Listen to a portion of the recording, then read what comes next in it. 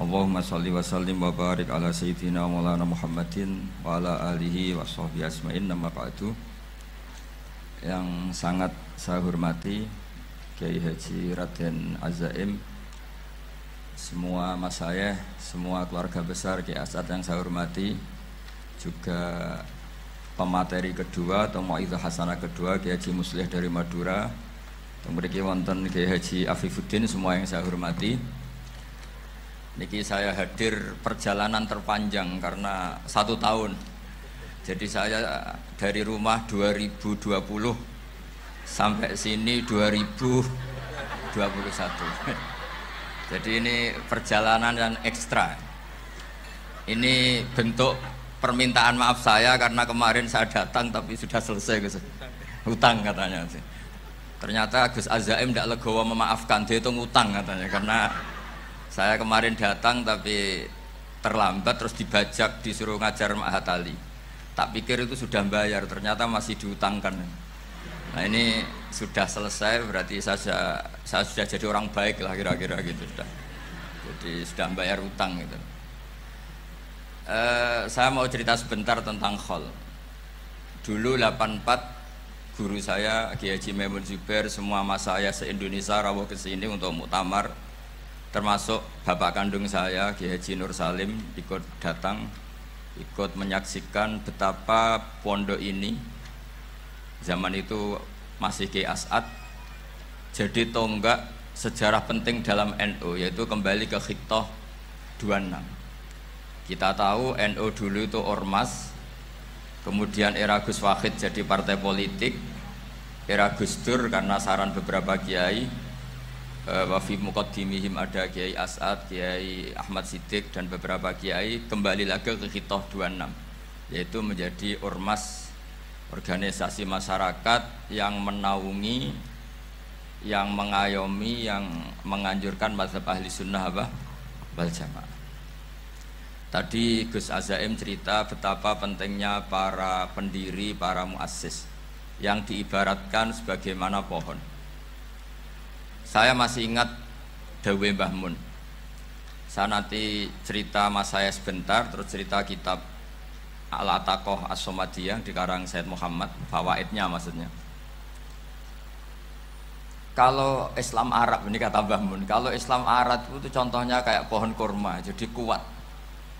Dan wajah tasbihnya itu di daunnya tidak jatuh.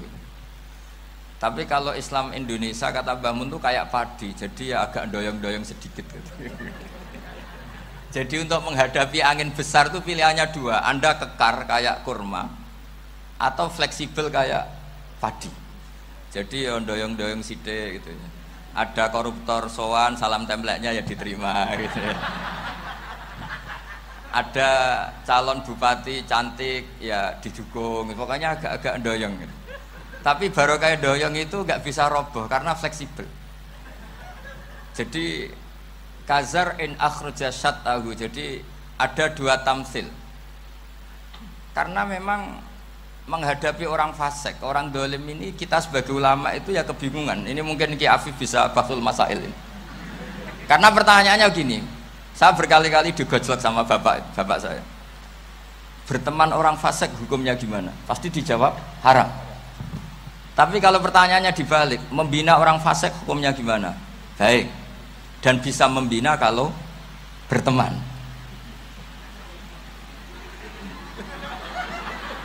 Makanya Gus Azaim pernah bikin seni deh, muktamar seni. Anggap saja madhabnya seperti itu gitu.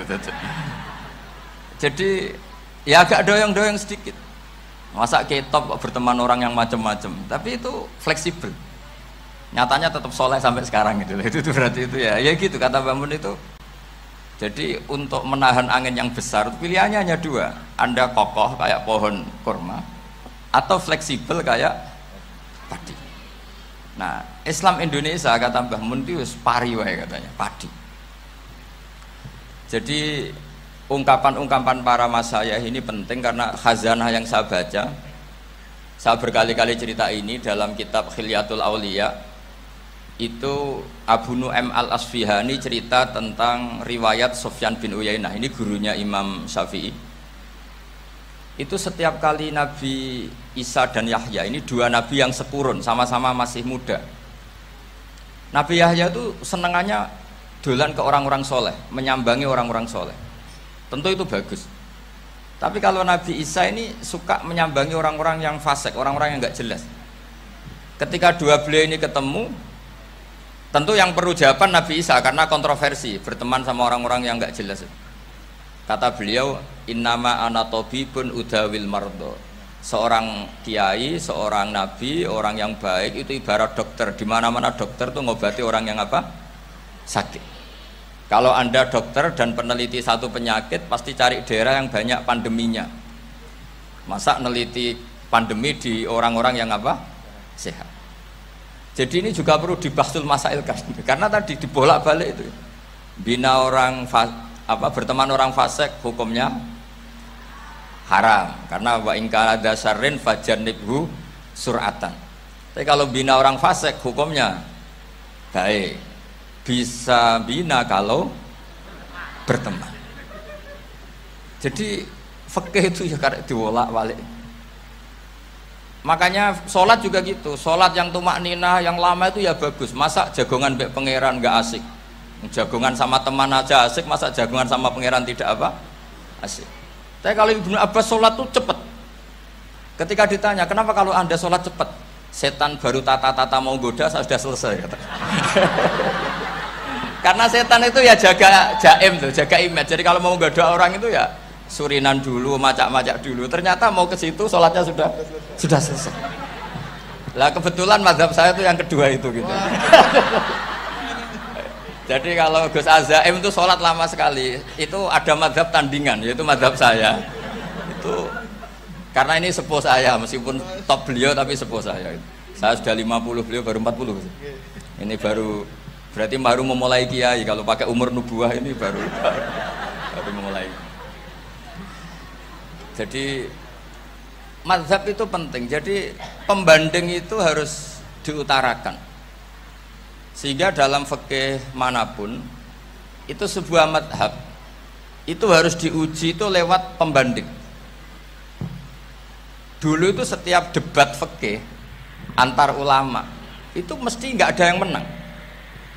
Misalnya saya kiai kelihatan miskin tuh ya baik supaya santri-santri yang miskin itu punya teman gitu.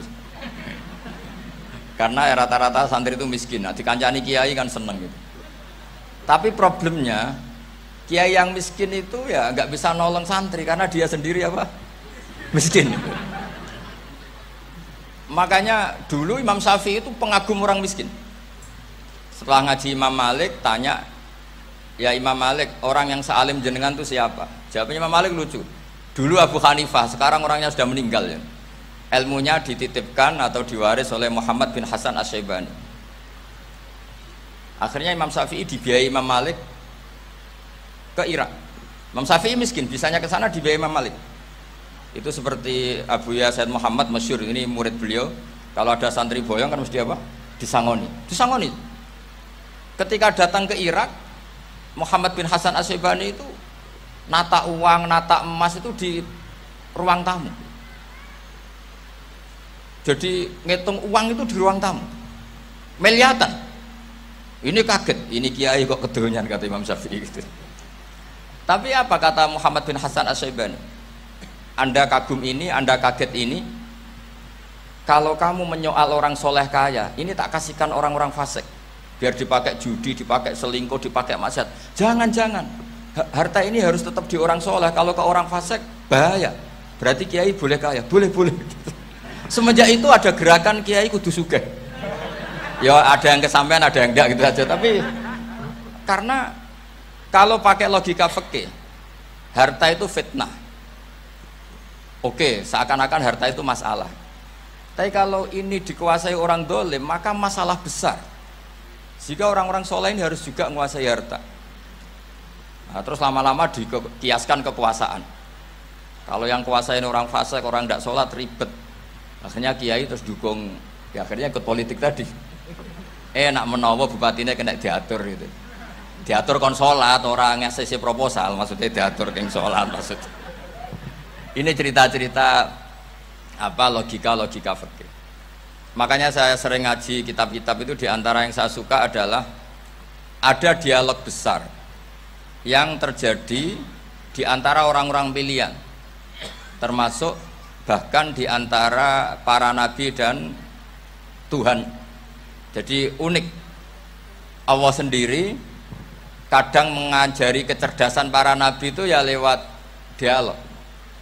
Masyhur itu, Nabi Ibrahim itu punya ruang khusus untuk sholat dan tidak boleh siapapun masuk situ. Tahu-tahu ada yang sudah di situ. Beliau membuka, kaget. Siapa memberi izin ke kamu yang punya rumah ini? Saya yang punya rumah dan saya tidak memberi izin kamu.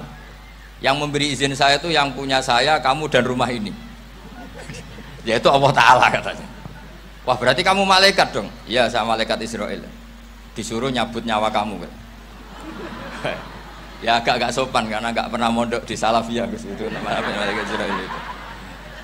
Itu akhirnya Nabi Ibrahim bilang, wah itu keliru, Anda pasti keliru. Hal ra'aita habiban yumitu habibah, hal ra'aita khalilan yumitu khalilah. Saya ini Khalilur Rahman, saya ini kekasih Allah. Masa ada kekasih bunuh yang dikasih? Itu Israel akhirnya ngaji, masuk akal juga. Ternyata perintah ini mungkin hoax ya. Pokoknya dia terus mikir akhirnya. Iya ya, masa ini kekasih Allah kemudian oleh Allah dibunuh, dimatikan. Terbanglah Israel, matur lagi, ya Allah, kata Ibrahim, hal ra'aita khalilan yumitu khalilah. Masa kekasih bunuh yang dia apa? Kasih. Kayaknya masuk akal Gusti. Mulai ngaji lah kira-kira gitu malaikat itu. Akhirnya oleh Allah dijawab, ya sudah begini, kamu datang ke Ibrahim bilang, hal ra'aita habiban yakrahu ayyalqa habibah. Masa kekasih tidak siap ketemu yang dikasih? Nah, jadi akhirnya Nabi Ibrahim, Israel datang lagi. Logikanya sekarang enggak gitu, begini katanya, diajarin. Hal ra'aita habiban yakrahu ayyalqa habibah. Masa kekasih tidak siap ketemu yang dikasih? Terus kata Ibrahim, oke, ya, terus mau meninggal. Jadi kalau jenengan cinta betul sama Allah ya harus, ya tidak usah, jangan sekarang tapi. Kalau mati di rumah aja, kalau di pondok ngerepotnya kiainya nanti itu. Tapi nanti setelah punya cucu banyak lah. Nah, barokahnya baca ini, dialog-dialog orang pilihan ini akan tersibak. Karena tidak dalam semua kebaikan itu nggak ada logikanya, rata-rata ada logikanya. Misalnya begini, kalau Anda orang soleh, kemudian anak Anda pamit mau sekolah di Jerman, pilihan Anda mengizinkan apa enggak? Karena potensi jadi fasik ya tinggi karena di tempat-tempat maksiat. Potensi berdakwah dari daerah yang untuk daerah yang tidak ada dai-nya menjadi ada. Itu mesti ulama itu berdebat. Misalnya punya anak pamit mau kembali atau keluarga. Yang satu cara berpikir optimis. Awal ada dai di beberapa negara Eropa itu ya barokahnya imigran, pekerja, mahasiswa. Dan semua itu bumi Allah, harus ada tasbih, harus ada tahmid. Dan itu harus dimulai dari kemauan atau mengizinkan anak asuh kita ke sana. Tapi di sisi yang lain potensi jadi fasik itu tinggi sekali. Wamana iman pas-pasan. Nah hal-hal seperti ini itu pasti jadi perdebatan. Dan kita harus menjawab. Dan tadi kayaknya di semua Basul Masail Pondok Salafiyah jawabnya pede semua, nggak ada ragu, nggak ada khilaf. Baguslah kalau pede. Meskipun nanti mungkin ada ulama lain yang cara berpikir apa? Berbeda. Sehingga ini saya cerita ya. Sehingga di kitab-kitab fikih, misalnya saya kok hidup di Bali sudah punya komunitas ngaji. Itu kok saya pindah ke Sukorejo sini. Banyak ulama yang mengatakan haram. Karena membiarkan bumi Allah yang sudah pernah ada orang yang sujud kemudian ditinggalkan kosong dan kemudian dikuasai orang yang tidak sujud. Jadi dianggap itu pembiaran. Jadi banyak di kitab Qalyubi, sarahnya Mahali, jika ada seorang muslim yang hidup di negara orang kafir, dia nyaman, tidak dapat teror, itu nggak boleh lagi pindah ke negara Islam yang sehat. Karena takutnya li Allah yastau lial kafir tilkal buka, supaya bumi itu tidak dikuasai orang kafir. Jadi ini hal-hal yang para fuqaha para fuqaha itu harus berdebat. Karena ini masalah-masalah furu'iyah. Sehingga mulai dulu ya banyak ulama yang nyun sewu berpolitik. Mulai Wali Songo sampai sekarang alhamdulillah yang minat banyak. Mungkin bedanya ikhlas sama tidaknya. Tapi kalau saya pernah dikeluhin utusan dari ya komunitas lah, komunitas Islam Indonesia itu dulu itu ceritanya banyak yang dari Kamboja. Kalau dulu orang cerita itu orang Cempa. Itu setelah di Indonesia besar Wali Songo dan Brawijaya 5 itu sudah mulai oleng, itu singkat cerita mereka berpikir ingin bikin kerajaan apa? Islam di Demak Mintoro dengan raja pertama yaitu Raden Fatah, karena Raden Fatah ini putra Brawijaya. Padahal setelah jadi kerajaan ini era cucu sudah konflik, berebut kekuasaan. Akhirnya sampai jadi Jipang, jadi Jogja, jadi Solo dan seterusnya. Tapi kata Mbah Mun itu tetap barokah kata. Karena orang Islam terus terbiasa mimpin. Sekeliru-keliru sidik, pokoknya orang Islam biasa mimpin. Sehingga zaman Mbah Hashim ya sudah mimpin Masumi, zaman Ki As'ad pengaruhnya besar, sampai sekarang Kiai-Kiai pengaruhnya besar. Nah barokahnya Kiai-Kiai pengaruh besar ini sampai moral jadi ukuran. Misalnya sekarang ada calon bupati kok nggak sholat, itu pasti kalah. Jadi sholat itu jadi tolok ukur untuk calon apa? Bupati. Meskipun mungkin punya efek pura-pura sholat, tapi nggak apa-apa lah. Sementing moral ini jadi ukuran. Sementara yang di Thailand, di Patani, itu karena dulu pelajarannya tasawuf, itu orang nggak ambisi mimpin dunia. Tahu-tahu dipimpin. Dan akhirnya nyuwun sewu ya saake Islam-Islam yang dulu terlalu tasawuf karena nggak punya pengalaman memimpin, akhirnya lazimnya konsekuensinya hanya dipimpin. Tapi Islam Indonesia beda. Karena kulino mimpin itu akhirnya dari orang Islam biasa menjadi Islam yang sholat sampai Islam yang bisa ngaji itu bisa mimpin negara. Tentu yang paling populer dimulai Gus Dur. Jadi ini sesuatu yang barokahnya istihad para kiai. Sementing Islam kulino mimpin. Sehingga di Indonesia itu barokahnya itu kebaikan itu jadi tolok ukur. Ada orang kok terkenal koruptor atau terkenal nyuwun sewu selingkuh atau terkenal apa itu pasti tidak jadi. Karena moral itu menjadi tolok ukur. Dan itu adalah politik para kiai. Jadi ini saya cerita dan itu negara juga akhirnya untung karena seleksi agama sama negara itu sama-sama kiai ya bilang negara harus dipimpin orang soleh, negara juga bilang seperti itu. Nah, ketokohan-ketokohan para beliau-beliau ini yang maulah bekerja sama dengan umarok. Kita tahu dulu Pak Harto ya rawuh ke sini ketika Muktamar 84, rawuh ke Ki As'ad, ketika mau kembali ke Khittah juga dirembuk oleh ulama dan umarok. Dan akhirnya ini menjadi negara yang alhamdulillah semoga selalu menuju baldatun thayyibatu wa rabbun ghafur. Nah, kemudian di sini saya tabarruk dengan Said Muhammad, gurunya Kiai Haji Azaim.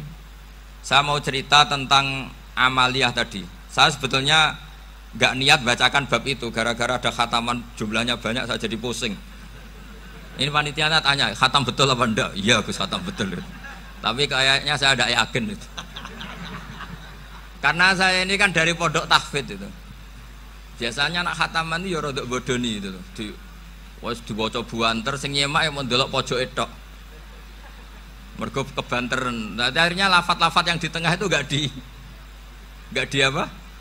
Baca. Tapi ya semoga dimaafkan Allah lah. Yang jelas itu enggak. Tapi saya mau cerita ya. Jadi cara berpikir Said Muhammad ini nanti juga saya teruskan di Ma'had Ali. Ini saya baca ya. Di antara yang diyakini madhab Malikiyah, ini saya baca saja teksnya. Jadi ada riwayat namanya, kalau Said Muhammad bahasakan itu Ataqoh Somadiyah. Kalau di Indonesia kadang orang bilang Al-Ataqoh Al-Kubro, yaitu dengan membaca surat Ikhlas. Di sini jumlahnya hanya 100 kali, Kila 1000 kali. Tadi berapa teman? 700 juta ini sudah susuk banyak ini. Di sini hanya 40, riwayat lagi 100, 1000. Terus sampean tadi berapa? 800 juta. Wah ini sudah susuk ini. Itu anak cucu sampean pasti masuk surga itu kalau bisa. Ini saya baca, ini kitabnya Sayyid Muhammad ini. Suratul Ikhlasi wal Itqu minan nar. Akhrajat Tabrani fil Kabir an Fairuz ad-Dailami wa Ibnu Uftin Najasi. Waqad khadaman Nabiyya sallallahu alaihi wasallam. Orang ini jadi khadimnya Nabi. Qala Rasulullah sallallahu alaihi wasallam, "Man qara'a qul huwallahu ahad mi'ata marratin fi shalat ghairiha katabawahu lahu bara'atan minan nar." Ini hanya berapa ini? Mi'ata marrah. Berarti kalau satu orang itu cukup 100. Tadi sudah untuk 7 turunan tadi untuk orang berapa? Ya, untuk 7 turunan cukup. Cukup. Untuk 7 turunan. Ya, sudah susuk ini sudah susuk ini. Aduh, ribet ini. Nah, ini tak cari pembenarannya ini supaya keren. Ini di halaman 188 Abwabul Farad. Warwa Ibrahim bin Muhammad Al-Khiyari fi fawaitihi an Khudzaifa marfu'an. Man qara'a qul huwallahu ahad alfa marratin faqad ishtara nafsahu minallah. Berarti 100, ada riwayat lagi 1000. Nanti tak carikan lagi yang berapa? 1 miliar mungkin. Jangan banyak-banyak. Nah ini saya baca ya. Wa hadzal adatu huwa al-ma'rufu bi ataqatis somadiyah. Wa qad nassa jama'atun mutaakhiril malikiyah ala istihbabi ataqatis somadiyah wa haddu ala qiraatiha wa istimaliha. Minhum Asy-Syaikh Abdussalam Al-Asmar sak teruse ini. Jadi kullu haula'i istahabbu ataqatas somadiyah ma'atirafi ba'dihim kal misnawi bisiddati fi hadisiha. I'timadan ala anna hadza minal fadha'il allati yutasahalu fiha. Faman sa'a yasta'milaha raja'a husula ma fiha fala ba'sa bidzalik ala syarti alla ya'taqida thubuta dzalika anin nabi sallallahu alaihi wasallam hatta la yaqa fil kitsbi alaihi. Jadi intinya itu silahkan Anda bikin jumlah sesuai versi Anda. Yang penting Anda jangan kampanye kalau itu perintah Kanjeng Nabi Muhammad sallallahu alaihi wasallam. Karena kalau kamu atasnamakan Nabi kemudian jumlahnya sampai 800 berapa? 800 juta, berarti Nabi mengajarkan masyaqqah pada umatnya. Jadi cukup yang riwayat itu di sini hanya 100 sama 1000. Jadi kalau jumlah tadi untuk 7 apa? Turunan. Jadi kamu harus ditutup dengan doa, ya Allah, semua itu bukan untuk saya tapi untuk 7 turunan. Tolong catat ya Allah. Karena itu. Jadi artinya gini loh ya, orang Indonesia yang sering mempraktekkan ataqosomadiyah itu bukan tanpa dalil. Ternyata dalam mazhab Maliki, saya masih ingat ketika mbah saya kandung, bapaknya bapak, asmane Mbah Nur Syam, itu wasiatnya minta dibacakan 4.000. Yang baca pas itu ya bapak sama anak-anaknya. Dan kemudian alhamdulillah zaman akhir itu mulai agak ngawur. Kalau ada acara itu wong liya kon maca anake mlebu metu gak melok maca. Itu keliru, saya jamin itu keliru. Saya sering kalau mimpin di rumah, kalau yasinan di tonggo-tonggo kok anaknya gak maca, saya keluar. Bapakmu wong liya kon maca kata saya gitu. Jadi itu menurut saya itu yang jelas, saya sampai ngisi begini. Yang ada riwayatnya itu idza mata ibnu adam min qata amaluhu ila min salasin shadaqatin jariyah au ilmin yuntafa'u bi awaladin sholihin yatullah. Itu ndak ada di hadis au kiyayin sholihin yatullah kata. Yang ada itu awaladin apa? Sholihin. Jadi anaknya harus ikut, kalau ndak ada usaha kata. Akhirnya anaknya do wedi, nggih Gus nggih. Akhirnya tak kei jagung paling akeh, kula mendet sithik. Wong aku ora anake kok. Kadang-kadang enggak, orang lain baca buahnya anaknya mau mlebu metu mau enggak no tamu mbek rokokan. Itu harus ditobatkan itu. Keliru itu. Karena nasnya bukan auqiyayin sholihin tapi awaladin sholihin. Ini bukan provokator, ini memang iya seperti itu.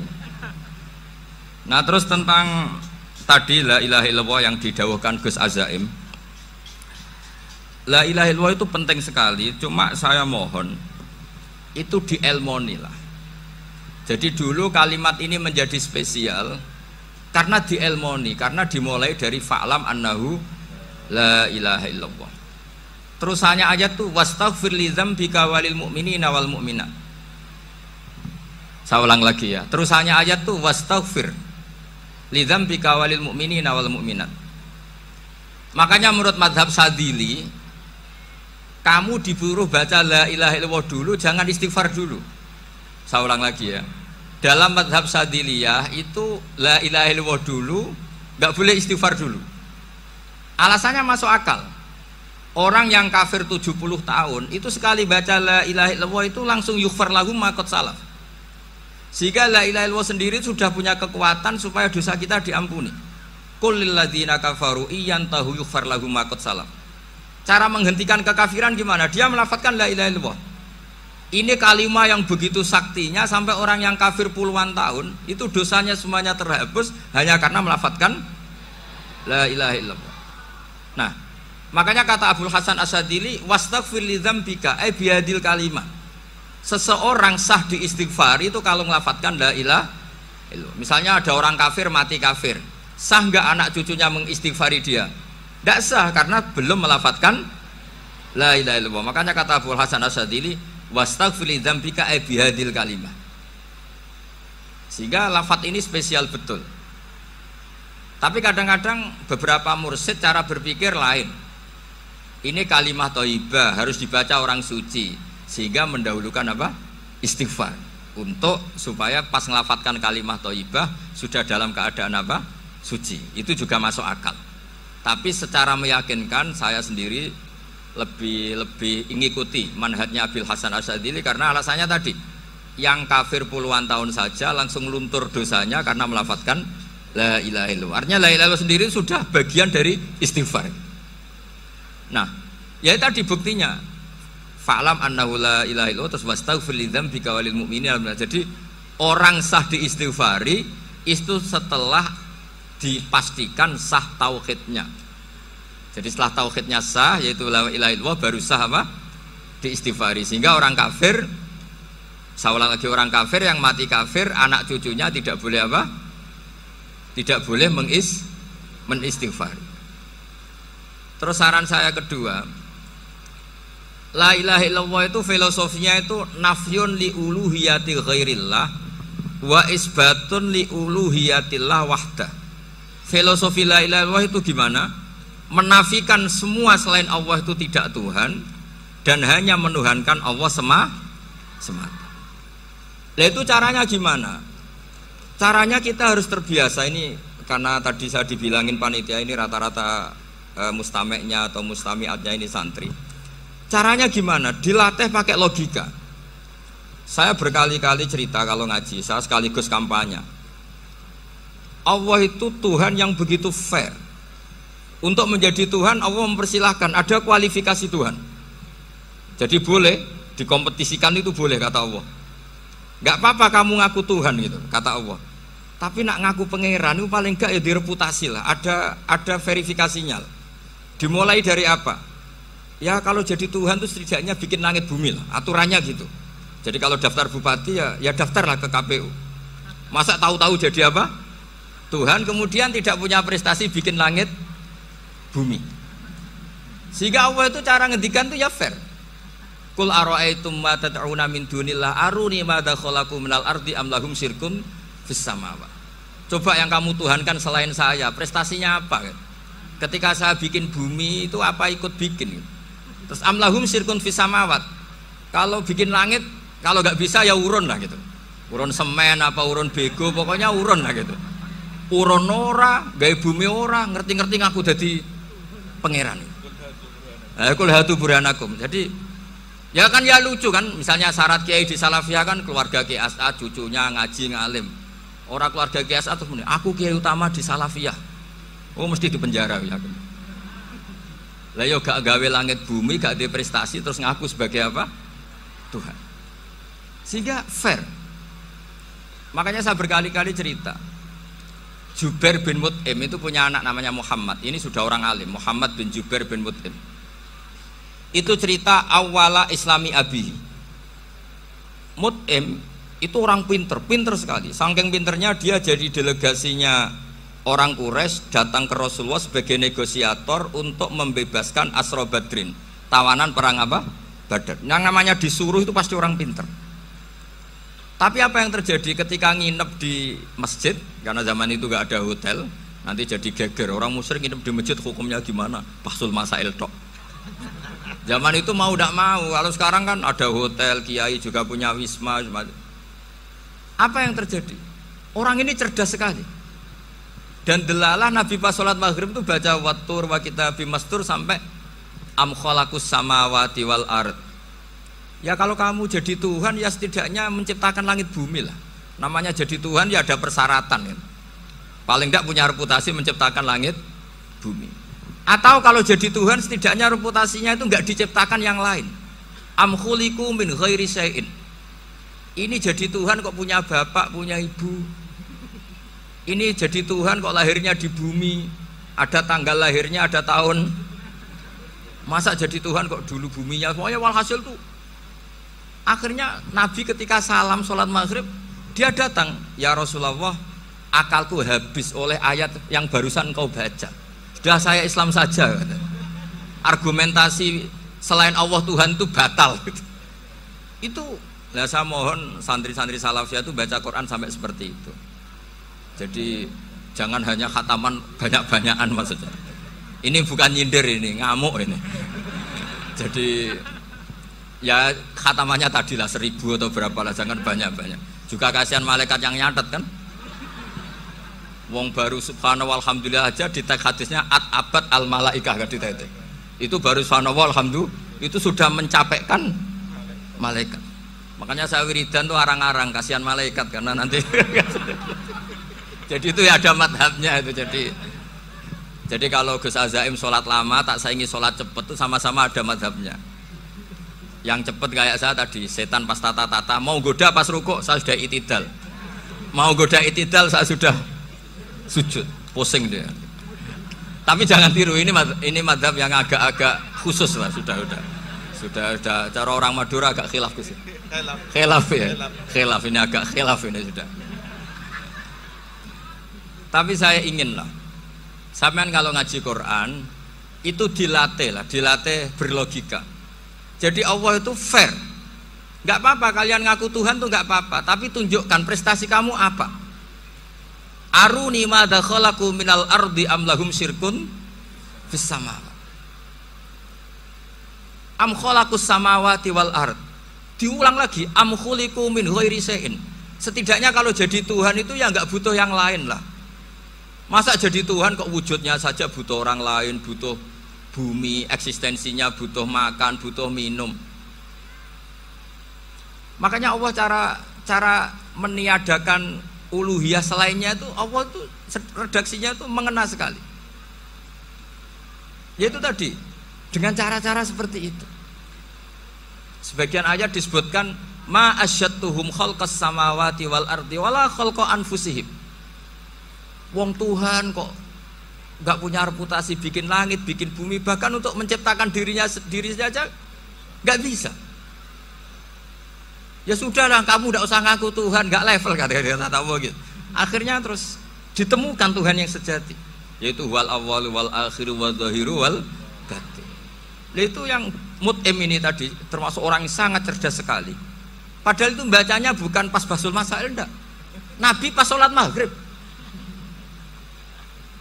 Juga bukan pas ceramah, enggak. Tapi itu didengarkan. Makanya termasuk ini spesial untuk hormat saya kepada Ki As'ad. Makanya saya ini kalau mentasjik santri-santri ini agak sensitif, tapi sudah saya tidak perlu takut fitnah. Saya termasuk kenapa saya ingin jadi ahli tafsir, tentu yang membentuk itu Mbah Maimun dan bapak saya. Bapak saya itu hafal Quran kayak hafal Fatihah, saking senengnya Quran. Mungkin bisa kamu saingi itu. Itu adalah orang kafir itu bisa paham Quran. Itu sangat menyinggung saya. Orang kafir itu bisa paham Quran. Ketika Umar Islam itu karena mendengar apa coba? Mendengar apa? Quran. Dan itu masih kafir apa sudah Islam? Masih kafir karena kalimat-kalimat yang di Quran itu begitu jelas wal kitabil mubin sehingga didengarkan orang kafir pun tuh ngefek. Makanya ketika Umar datang ke saudari putrinya kemudian dengar Toha ma anzalna alaikal Quran apa? Litasqa, itu dia terus iman. Begitu juga Mut'im. Itu ketika dengar Nabi baca surat At-Tur ya langsung iman. Makanya kata Ibnu Jarir At-Tabari, Kamu jangan pernah bilang gini, syaratnya paham Quran itu harus alim, harus gini. Lah nanti berarti orang kafir punya alasan di depan Allah, ya Allah, Engkau ngandani kami dengan Quran yang nggak bisa difahami kecuali alim dulu. Lah saya alim gimana? Nggak pernah mondok. Mondok gimana? Saya kafir. Jadi artinya gini loh, kata Ibnu Jarir At-Tabari, Allah tidak mungkin mengatakan gini, ifhamil Quran bima la fahmalaka. Quran itu harus kamu fahami. Sementara orang kafir karena lafadznya Quran khusus gak bisa memahami. Makanya Quran itu dibaca. Itu banyak orang kafir yang menjadi muslim karena mendengar apa? Al-Quran. Padahal kafir. Nah, termasuk tadi Muhammad bin Jubair bin Mut'im ini itu menjadi Islam ya karena mendengar Quran. Padahal dia saat itu masih apa? Kafir. Karena tadi logika misalnya nggak paham secara lafadz Arab. Sekarang misalnya nyuwun sewu ada orang ateis.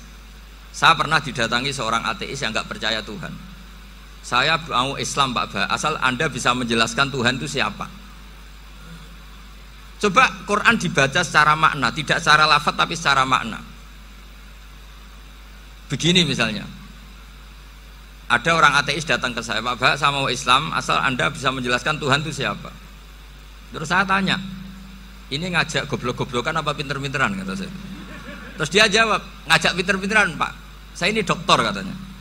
Maksudnya di akademiknya dia doktor, mungkin jurusan matematika atau apa, tapi di ketuhanannya jeblok. Terus tak tanya, kalau ini ada kertas, kamu suka ada rumusnya apa suka ada? Ya suka ada rumusnya. Kenapa ada kertas? Ya karena ada yang bikin. Nah kira-kira berstatus membikin atau membuat itu sesuatunya maujud apa enggak? Ya pasti maujud lah, pasti ada. Ya sudah, anggap Tuhan itu adalah sebab dari semua yang ada. Masa alam yang seperti ini, langit dan bumi ini maujudat, kemudian kamu katakan kholaqohal adam, bahwa alam raya yang maujud ini diciptakan oleh ketiadaan. Ya juga, berarti Tuhan itu ya. Ya itu yang namanya Tuhan. Lah mulai dulu kiai-kiai ngomong gitu kan saya Islam katanya. Jadi kiai-kiai itu kadang-kadang kalau dakwah pokoknya kabeh digawe Tuhan. Beda dengan dakwanya orang-orang mantek. Orang-orang mantek itu kan nggak pernah nyebut Allah. Ini alam hawadis, labuda min muhdis. Meskipun mereka, nah muhdis ini menurut Islam namanya Allah, tapi sebetulnya kan nggak langsung bilang Allah. Jadi tak kasih tahu, alam raya ini maujud nggak? Ya maujud Pak. Bisa nggak sesuatu yang nggak ada menjadi faktor wujudnya yang ada? Ya nggak bisa, namanya nggak ada itu nggak bisa jadi faktor. Nah itu hebatnya ulama-ulama kita, ketika mengenalkan Allah itu siapa? Zat yang wajibil wujud. Jadi kita ini kalah pinter be ulama-ulama dulu. Ya alhamdulillah kalahnya sama ulama dulu. Kalau kalah sama ulama sekarang isen lah. Jadi ulama dulu sudah pinter. Pasti pertanyaan dasar manusia, hadil maujudat tuh man khalaqaha, siapa yang menciptakan? Kalau kamu langsung jawab Allah atau Tuhan, mereka pasti tidak nerima. Ya jawab saja, hadil maujudat mesti khalaqaha maujudun. Nah berhubung maujud ini berstatus pencipta, harus super. Lah super ini oleh ulama disebut wajibul wujud atau musabbibul asbab, yang oleh Islam dinamai Allah. Tapi kita langsung ngomong Allah, ya mesti aja bingungkan kan bagi yang bingung maksudnya. Ya saya mohonlah kalimat-kalimat la ilaha illallah itu diamatilah, diresapi sampai seperti penjelasan saya ini, sehingga punya kualitas ilmu. Karena syaratnya memang fa'lam, harus punya kualitas apa? Ilmu. Ilmu itu apa? Ma'rifatus syai' ala ma huwa alaih. Mengenal sesuatu sesuai detail-detail sifatnya sesuatu itu. Misalnya kalau Allah sudah jadi Tuhan, ya harusnya qabla kulli syai'. Masa Tuhan sama yang dituhani wujudnya dulu yang dituhani? Ditemukanlah sifat awal atau qadim. Makanya benar Gus Azaim tadi, kalau sudah bertauhid harus hafal akidah berapa khamsin. Dimulai apa? Wujud. Kenapa harus dikatakan wujud? Karena alam raya ini kadung maujudat. Hadhil alam maujudun. Masa maujudun khalaqahul adam? Masa maujudat khalaqahul adam?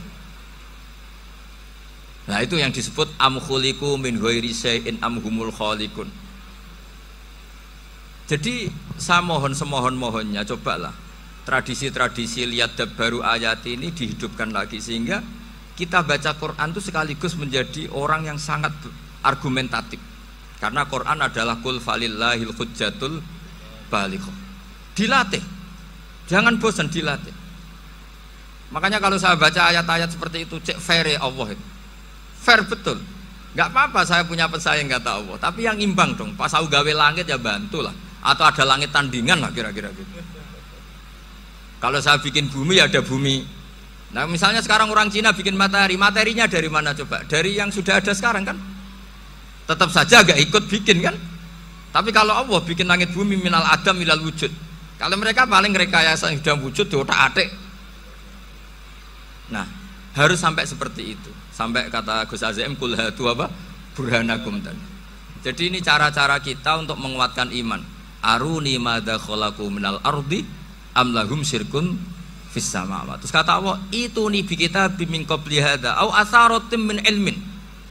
Kalau kamu enggak setuju teori ini kata Allah, cari kitab suci versi Anda. Aturan jadi Tuhan itu apa coba? Ya tetap saja semua kitab suci akan mengatakan di mana-mana Tuhan itu pencipta langit dan bumi. Jangan yang lahir di bumi jadi Tuhan. Jangan Lata Uzza jadi Tuhan. Jangan karena sakti jadi Tuhan. Nah ini di sini pentingnya ilmu balaghah, ilmu mantek yang alhamdulillah di pondok-pondok kita masih diajari. Makanya kata mantek sebetulnya ilmu akal hanya menemukan hadil maujudat khalaqaha maujudun. Nah yang maujud ini siapa? Ya wajibul wujud. Nah kemudian Islam menamai ini Allah Subhanahu wa taala. Makanya ulama dulu itu kalau ngendikan Allah itu siapa? Zat sing wajibul wujud. Itu filosofinya luar biasa. Karena dengan seperti ini bisa menafikan teori ateisme bahwa alam raya ini diciptakan oleh ketiadaan. Makanya saya bilang tadi, ngajak goblok-goblokan apa pinter-pinteran gitu. Lah nek ngajak goblok-goblokan yang ngene, hadhil maujudat khalaqahal adam. Terus kita goblok bareng. Loh iya kan barang maujud diciptakan yang tidak maujud. Wong ora wujud kok mempengaruhi sing wujud. Ya monggo nak goblok bareng kata. Akhirnya, gak lho Gus, saya ini dokter masa kamu ajak goblok? Ya sudah pinter saja kata saya. Alhamdulillah karena debat kecil ini dia menjadi nyaman lagi dengan apa? Islam. Memang saya tentu gak bisa disalahkan doktoralnya karena di ilmu yang selain apa? Teologi gitu. Tapi kan polanya dia pasti pinter. Makanya ini sekaligus mengingatkan anak-anak lah. Kecakapan menjelaskan itu harus dilatih karena di antara kelebihannya Quran itu wal kitabil apa? Mubin, yaitu kitab yang punya kemampuan menjelaskan. Ini yang terakhir saya beri contoh. Terakhir ini penjelasan Quran. Dulu orang kafir itu cara berpikir itu begini, Muhammad, urusan kita ini banyak, problem kita banyak. Masa iya urusan yang banyak ini cukup dengan satu Tuhan? Kalau problem banyak ya Tuhannya harus banyak. Ada Tuhan pohon, Tuhan hujan. Ya kayak Cina itu ada Dewi Kuan Im keberuntungan, ada yang sial, yang pokoknya diurus yang banyak lah. Maka mereka bilang aja'alal alihata ilaha wahida inna hadza la syai'un ujab. Ini aneh, urusan banyak kok Tuhannya satu, ini aneh lah. Tapi Nabi secara sabar, dan yang diomongnya orang kafir, tidak anak Mahatali, orang kafir. Jadi nanti kalau anak Mahatali gak paham Quran kebangetan, orang kafir saja paham. Akhirnya Nabi secara santai, secara rileks memberi penjelasan gini. Kalau Anda menjadi buruh, kalau orang Arab dulu bilang abdan, kamu suka enggak punya majikan banyak, perintahnya beda-beda, semuanya memaksa kamu untuk nurut. Sama punya majikan satu yang baik. Ya enggak suka lah Muhammad kalau majikan saya banyak, semuanya berhak merintah saya, enggak enak. Majikannya satu saja. Terus kata Nabi, Tuhanmu itu majikan kamu. Kalau Tuhannya banyak, kamu bingung, nanti perintahnya banyak. Akhirnya mereka paham. Dan itu segampang itu Allah memberi penjelasan. Darabawa masalah rojulan fihi syuraka umutasyakisuna wa rajulan salamal lirajul hal yastawiyani masalah alhamdulillah. Langsung diberi analogi. Kalau kamu jadi buruh punya majikan banyak yang perintahnya beda-beda, kemudian jadi buruh yang majikannya satu, kamu milih mana? Ya milih satu Muhammad. Ya sudah, kalau Tuhannya banyak perintahnya banyak, kamu juga bingung. Langsung menjadi paham. Ketika ada orang tidak ikhlas, Nabi cara memberi penjelasan juga gampang. Misalnya saya dikasih uang Gus Azaim 1 juta. Kemudian matur nuwun saya sama Pak Afif, aneh nggak? Saya ini orang aneh nggak? Orang aneh nggak? Itu Nabi kalau mencontohkan orang tidak ikhlas gitu. Kata Rasulullah, orang tidak ikhlas itu sebagaimana orang beli budak. Min kholisi malih, budak itu dibeli dari uangnya sendiri. Kemudian fa'amila hadal abdu, budak ini kemudian bekerja dan a'tohullatahu, hasilnya dikasihkan sama orang lain. Terus Nabi memberi percontohan, ayasurrukum ayyakuna abdukum kadzalik. Apa kamu suka kalau budak kamu seperti itu? Dulu orang-orang dulu kan beli budak untuk disuruh bekerja, terus disuruh setor apa hasilnya. Jadi budaknya kamu yang beli, yang biayai. Kalau sekarang mungkin nggak ada budak, gini lah, saya nyuruh Zaid, tak kasih mobil, tak kasih bensin, tak kasih uang jalan supaya narik angkot, hasilnya disuruh ngasihkan saya. Ternyata dikasihkan orang lain dan matur nuwun sama orang. Kamu suka punya budak seperti itu? Ya tidak suka ya Rasulullah. Ya ibaratnya seperti itu. Bumi yang bikin Allah, nyawa kamu yang bikin Allah, semua fasilitas dari Allah, kemudian kamu menyembah selain Allah. Segampang itu. Dan Nabi telaten sampai dulu yang mayoritas orang kafir menjadi mayoritas Muslim, dan semuanya tanpa paksaan, la ikraha fiddin, karena qad tabayyana rusdu minal ghayy. Nah, cara tabayana gimana? Yaitu punya kemampuan menjelaskan. Wal kitabil apa? Mubin. Ini makanya saya mohon lah, ini saya mohon semohon-mohonnya anak-anak ini kan kader-kadernya Mbah Samsul Arifin, Mbah As'ad, Gus Fawaid, sekarang Gus Azaim, semuanya harus punya kemampuan wal kitabil apa? Mubin. Sehingga diantara sifatnya Nabi itu fatonah, punya kecerdasan. Nabi itu gak pernah debat kalah, itu meskipun sudah terdesak gak pernah kalah. Pernah Nabi itu ngendikan la adwa wala tiarata, tidak ada penyakit menular. Ada orang yang mungkin kurang suka iseng, ada onta yang sudah gudiken dijejerno sama yang waras, ternyata yang waras jadi gudiken. Akhirnya Nabi diundang lah kira-kira gitu, ya Rasulullah, kata engkau gak ada penyakit menular, tapi ini onta yang gak gudiken tak jejerkan yang gudiken ikut gudiken, berarti kan menular. Nabi santai jawab, faman jarrobal awal, lalu yang pertama gudiken ketularan siapa katanya. Wah kalau ini asli Nabi, ya sudah seperti itu. Jadi ngiranya dia menang karena yang gudikan pertama nulari yang kedua. Ternyata Nabi tanyanya lagi, faman jarrobal awala, yang gudikan yang pertama siapa? Oh ini asli ya, maksud saya itu. Jadi Nabi itu gak pernah kalah, karena Nabi punya apa? Fatona. Jadi saya mohon, ya tadi makanya ini efeknya itu khatamannya gak boleh banyak-banyak ya. Maksud saya kalau musim khataman ya gak apa-apa, khataman banyak-banyak. Tapi kalau gak musim khataman ya musim-musim tadabbur gitu. Tapi kalau ini musim khataman ya monggo lah. Cuma saya kok kasihan malaikatnya tadi itu kok.